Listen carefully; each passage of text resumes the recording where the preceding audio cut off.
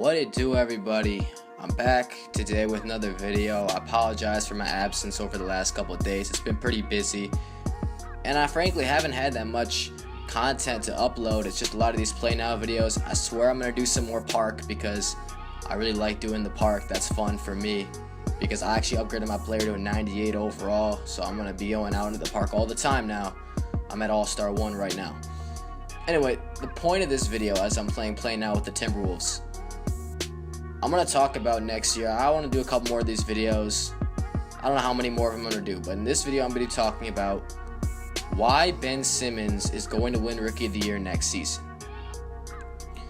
Summer League has started right now, and we're seeing all the rookies play for the first time and a bunch of young guys play. And you might be telling me, I'd be saying, Ben Simmons has not been the best rookie in the Summer League. I mean, he just hasn't. He's not really, we can see that he's an incredible passer. That's really my takeaway from it. I don't think that he's shown all that much in terms of him being able to put the ball in the basket, which is key for most rookies. If you want to win Rookie of the Year, it's like you gotta put a big stat line. They don't really care if you win games because, obviously if one of these rookies leads a team to wins, that's gonna be huge. But usually in the past, they base these awards off of how much you can score. So last year, Karl-Anthony Towns, he does a lot of stuff, but he scored more than I think he averaged more points than anyone.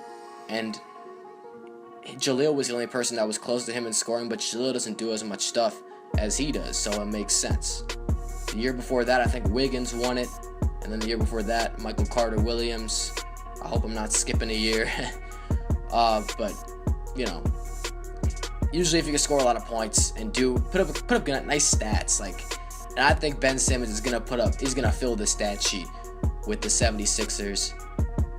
First of all, the Sixers are the Sixers. For the last 3 years or so, they've been the worst team in the NBA, and it really hasn't even been close. I know maybe one of those years, two of those, I don't know.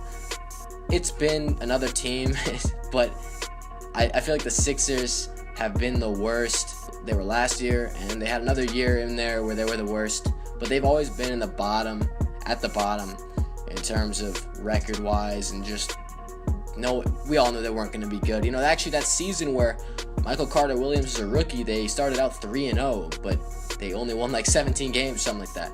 The Sixers are known for just being bad in this age, and it's not a knock against the Sixers, it's just true. Think about it.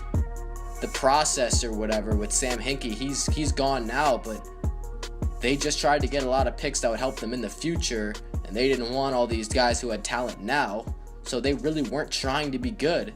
They drafted Joel Embiid, who's going to play this year. Jaleel's going to play some more this year, and Ben Simmons is finally going to play in the NBA, and this is why he's going to win Rookie of the Year to me. It's just because Ben Simmons he's on the team. I think if Brandon Ingram got drafted to the Sixers, I would say he's going to win Rookie of the Year. I don't really think it matters. But I think we know that those are the two best players in the draft. Some people might say Chris Dunn. Okay, that makes sense. But Chris Dunn is just not as NBA ready as neither Brandon Ingram or Ben Simmons. I love Chris Dunn. He has a lot of talent and a lot of upside, but he's a 6'4" point guard. We don't know how many minutes he's going to get on the Timberwolves. He's going to be a backup. He actually might get in the starting lineup because Rubio, we never know what's going on with Rubio. He seems like he's always at the trade block. But the point is, it's really between Ingram and Simmons. But don't forget about Buddy Hield. He might just go crazy for the Pelicans. It could happen. He can put points on the board.